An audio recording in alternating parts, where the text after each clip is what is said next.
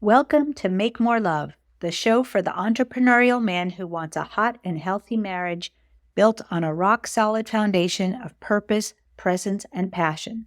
I'm your host, Ellen Dorian. My mission is to build a judgment-free community of married businessmen where personal growth and rewarding relationships are a central focus. We offer strategies and insights that speak to the unique life of the entrepreneur. We're all about helping you become extraordinary in your marriage, in your business, and in all the areas of your life. Before we jump in, just a reminder that the Make More Love show is for information and entertainment purposes only. It is not a substitute for the guidance of a qualified mental health or medical professional.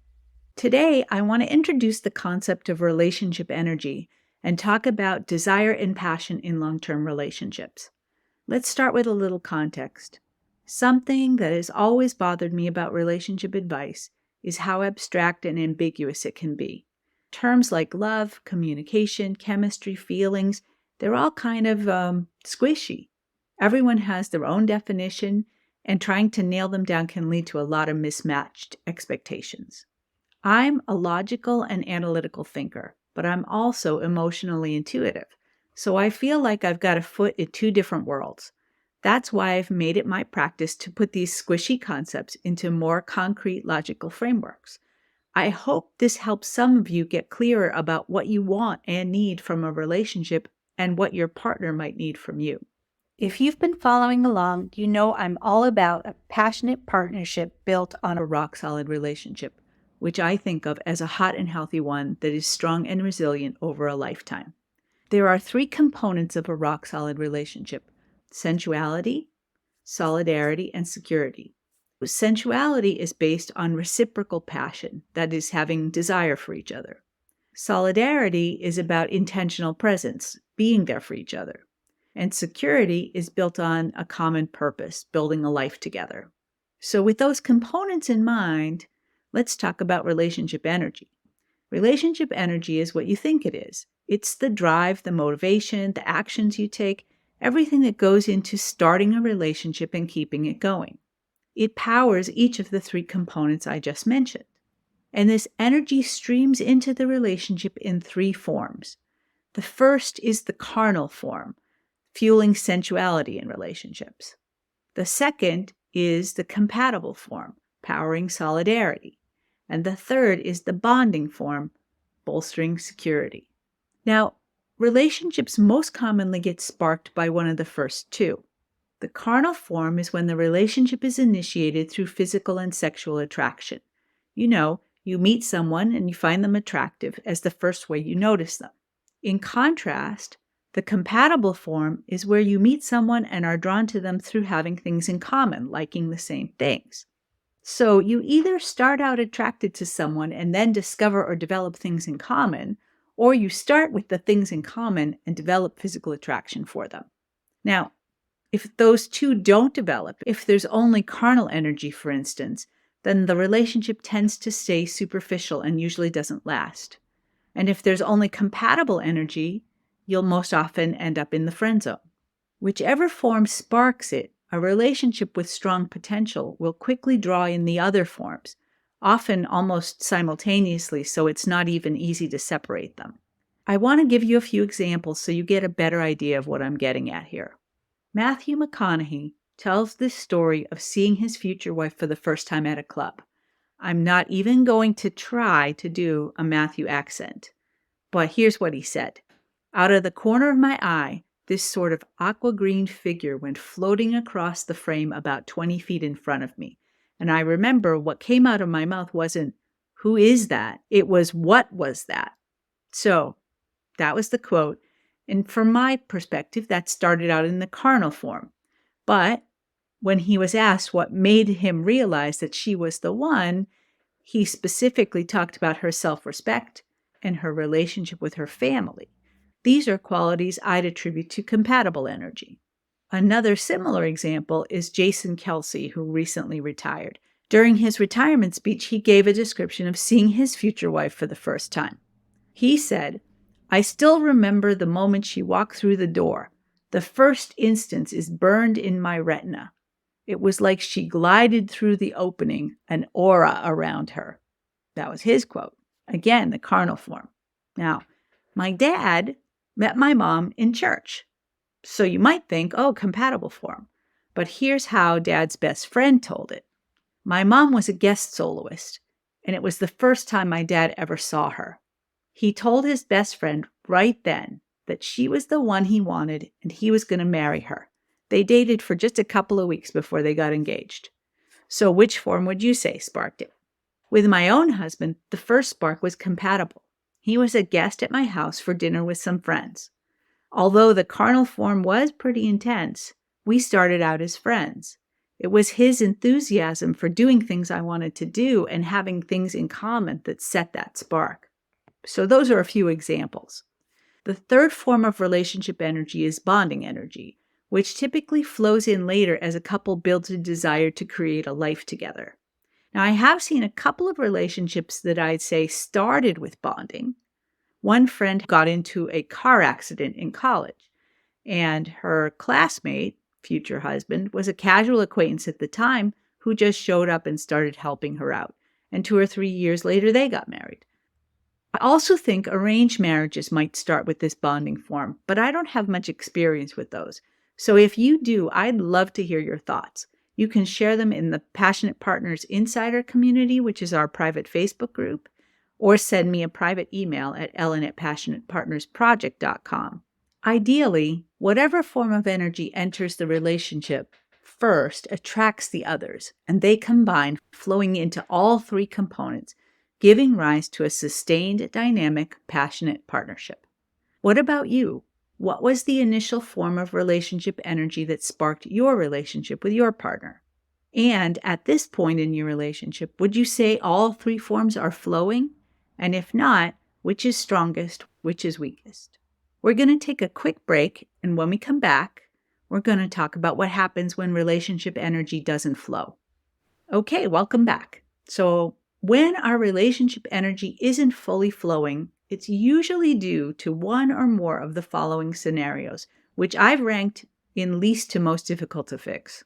The first possibility is that energy gets stuck in the security component as we become obsessed with building the business. It feels like we're still putting out all the relationship energy because, as I've mentioned in other episodes, we might believe that making the business successful is the key to making the relationship successful. But it's like hitting the gas while the car is still in park. You're revving the engine, but you're not moving forward. We might not even realize the energy isn't reaching the other parts of the relationship. And then we're wondering why we're not connecting with our partners or getting the sexual attention we crave, leading to hurt and resentment. So that's the first possibility. The second possibility is that the passion is getting actively diverted from our relationship and poured into our business. This is the scenario of cheating on your wife with your business, which I talked about in the last episode. Growing a business is thrilling and it provides daily doses of dopamine, and that's very seductive. But nothing good will come from neglecting our relationships. A third possibility is that we haven't learned to integrate our work and our life, leaving us constantly drained. The demands of the business make us preoccupied, stressed, and exhausted, and we've got nothing left for our partner or even our own self-care. If that's you, you might benefit from a more significant intervention. It could mean changing how you approach your business as well as your relationship. That's something I work on with my VIP clients, where we engage in a long-term strategic partnership and tackle these challenges systematically in all the domains of one's life. I've touched on some of these topics in previous episodes, although we're far from done talking about them for future episodes. I do recommend checking out those previous episodes if you haven't already. But I haven't gone into detail about how to get passionate relationship energy flowing, so that's what we're going to cover next. Let's pause for a moment, and when we return, we'll dive into how to reignite passionate relationship energy. Welcome back. Let's talk about passionate relationship energy. When we think of passion, we often picture that initial spark of carnal energy, the fireworks present at the beginning of a relationship. There's a seductive intensity to it. You're consumed by thoughts of your partner, craving their presence, and feeling alive in their company. Many people believe that this intensity is reserved for the new relationship and that it fades into a content companionship over time. Frankly, I have a hard time accepting that belief. Why should we let go of the vibrancy that comes with new passionate love? I think people believe that because they don't see how to hold on to it. They'll tell you it's impossible to sustain that level of intensity forever. Eventually, we have to return to reality. But I don't think it's necessary to resign ourselves to that decline. We don't have to throw away the possibility of lifelong passion like throwing away the candy with the wrapper. If you want to keep passionate relationship energy in your life, here are 3 qualities that will help you to break that down. The first quality is that it's incendiary, right? It's filled with lust, hormones, and love, creating a deep sense of acceptance, belonging, but also excitement. Second, it's intense. It invigorates us and creates a craving for more. And 3, it's immersive. We're wrapped up in it, eager to shout out the world and never leave that blissful state. In the early stages of a relationship, these qualities can seem magical, but by understanding them, we can harness and direct this energy purposefully, even as the relationship matures. Do you remember in the last episode the story of my friend whose wife said she didn't need him to be with her 100% of the time, as long as he was there 100% when he was with her? Harnessing these qualities will contribute significantly to that feeling of intentional presence. And if you integrate them into your daily life, you don't have to make a big gesture or take a huge amount of time. You can focus on igniting any of these qualities through small R romantic encounters. For example, you can lead up to an incendiary experience with small acts of seduction that build the anticipation for a sizzling date night. Or intensify your connection by tuning into your partner's love language, showing them affection in the way they feel it most deeply. Or create an immersive experience, carving out uninterrupted time together to focus solely on each other. While it might be unrealistic to expect the full intensity of new relationship energy all the time, you can cultivate a relationship that's just as fulfilling, passionate, and vibrant through consistent attention to romantic details. As we wrap up today's discussion on relationship energy, let's strike a balance between the theoretical and the practical. We've delved into the 3 forms of relationship energy and explored how they fuel the components of a rock-solid relationship. Now let's put this knowledge into action with 3 steps you can take to ensure these energies are dynamically interweaving to strengthen your partnership. Step number 1 is to cultivate sensuality with daily affection. Integrate small physical gestures into your everyday life, leaving out the expectation of sex in the moment. You want to weave a continual thread of carnal energy into your day-to-day life. Hold your partner's hand. Simply tell them that they're beautiful. Pat their butt. Kiss the back of their neck. Snuggle up to them on the sofa. Give them a 10-second hug. That's a long time when you're hugging. Make a habit of hello and goodbye kisses. I do have one warning for you, though. I recommend that you do not come up behind your partner when they are doing something like washing the dishes and start grinding on them. Maybe your partner loves it when you do this, but I know a lot of people just find it annoying and not sexy. If you're so sure your partner loves it when you do that, please do us all a favor and ask them straight out. Okay, let's move on to number 2. Step 2 is to strengthen solidarity by mastering your partner's love language. Make an effort to show your partner attention in the way they feel it most directly. Here's where your compatible energy comes into play. Do you know your partner's love language? Actually, do you know what a love language is? If you've heard about love languages, but you don't know the specifics, there's info in the P3 Insider community. You can head there after the show and grab it. Number 3 is to secure your bond with shared goals. Do a periodic check-in with each other to revise and revisit your shared aspirations. What future are you co-creating? You would be surprised the number of people who have this conversation on their honeymoon and then never have it again and just assume that everything's going to stay the same over a period of decades. So I'm encouraging you to revisit this topic often. Also, craft explicit agreements instead of relying on assumptions. Collaborating on a shared vision stokes the fires of bonding energy, which in turn fortifies the security in your relationship. A relationship is like a garden. You sow the seeds of passion. You water those with attentiveness, and you shield them with common purpose. And just like a garden, if you set it up right, you only need to spend a little time each day to keep it healthy and producing rewards. Here are a few points from this episode that I hope you'll take with you. Number 1, keep your relationship energy flowing. Foster a blend of carnal, compatible, and bonding energies to keep your relationship strong. Number 2, consistency is key. Use daily gestures of affection, weekly conversations, and date nights, monthly check-ins to maintain that connection.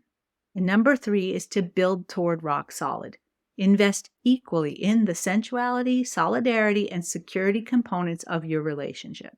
All right, if today's episode added value to your life, here are 3 quick ways to support the Make More Love show. Number 1, follow and subscribe. That's a win for you and me.